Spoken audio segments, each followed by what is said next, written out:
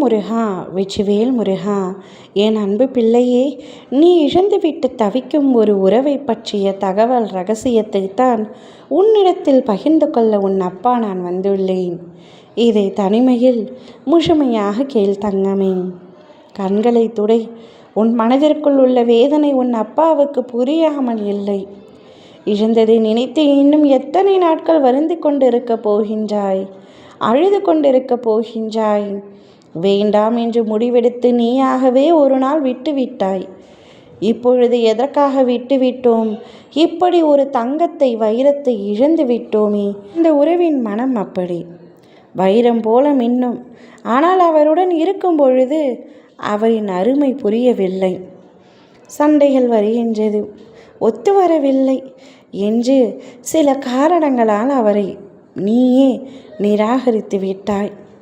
எத்தனையோ கெஞ்சினார், உன்னுடைய காலில் விழுந்தார். ஆனால் அவரை ஏற்றுக்கொள்ள உன் மனம் மறுத்துவிட்டது. ஆனால் பிரிந்த பின்பு உன் மனம் இப்பொழுது துடித்து கொண்டிருக்கின்றது. எதற்காக அவரை இழந்தோம் என்று. அதன் போன்ற ஒரு வாழ்க்கை எனக்கு மீண்டும் கிடைக்காது. இழந்து விட்டு அந்த பொருளை நினைத்து, அந்த உறவை நினைத்து இப்பொழுது நித்தமும் நீ கண்ணீர் விட்டு அழுது கொண்டிருக்கின்றாயே தங்கமே. இது உனக்கா சரியாக தெரிகின்றதா? உன்னிடத்தில் ஒரு உண்மையை சொல்லவா? எளிதாக நீ தூக்கி எறிந்து விட்டாய். நீ இவ்வளவு வலி அனுபவிக்கின்றாய். அப்படி என்றால் தூக்கி எறிந்த அந்த நபர், தூக்கி எறியப்பட்ட அந்த நபர் மனம் எப்படி இருக்கின்றது என்று உனக்கு தெரியுமா? நீ எந்த இடத்தில் அவரை தூக்கி எறிந்தாயோ அதே இடத்தில் இன்று வரை அவர் உன்னை நினைத்து கொண்டிருக்கின்றார்.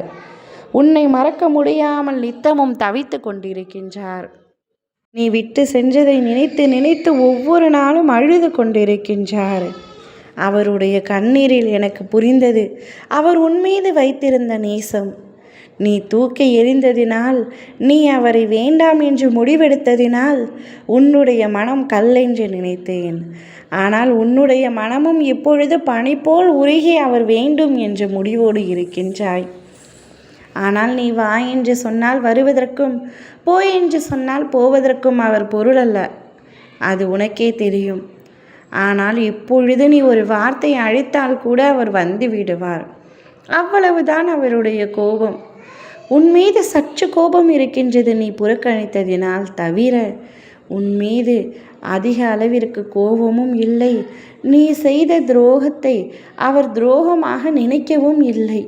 ஏதோ ஒரு சந்தர்ப்ப சூழ்நிலை என்னை வேண்டாம் என்று விட்டார் என்று இன்று வரை உன்னை பற்றி பெருமிதமாகவே நினைத்து கொண்டிருக்கின்றார்.